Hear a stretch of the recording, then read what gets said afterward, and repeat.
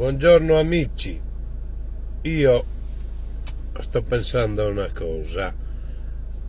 Mercoledì dovrei tornare in Sardegna, sono un immigrato,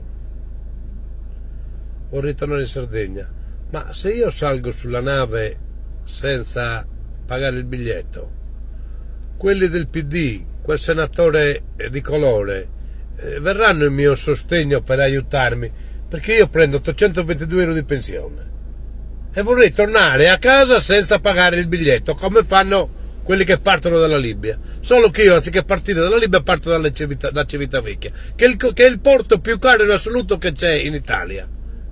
Quindi interverranno quelli del PD ad aiutarmi? Posso entrare? O verranno i carabinieri e mi faranno scendere dalla nave? O avrò un trattamento diverso? Se la legge è uguale per tutti, allora anche io dovrei salire sulla nave senza pagare, e dovrebbero controllarmi, visitarmi e darmi un alloggio sicuro in Sardegna, perché vivo nella casa comunale. Allora come la mettiamo?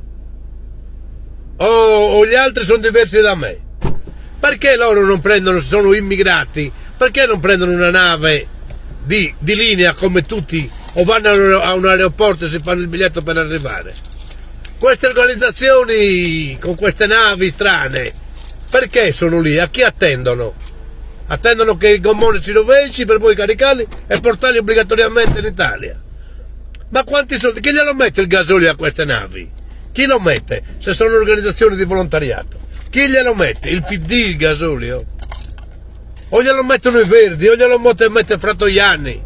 A parte che c'ha un viso da tirchione, che sono convinto che quello non mangia per non cagare, perché la carta igienica costa un sacco di soldi. Ma sarà ora di smetterla. Beh, io mercoledì salgo sulla nave e voglio vedere se la polizia italiana mi fa scendere dalla nave o mi accompagna al porto più sicuro, e cioè a Olbia. Voglio vedere se lo fanno. Voglio essere trattato come quelli di colore. Io salgo sulla nave e non pago, e vediamo come la finiamo. Vediamo se la legge è uguale per tutti, o è solo per noi sardi l'esclusione.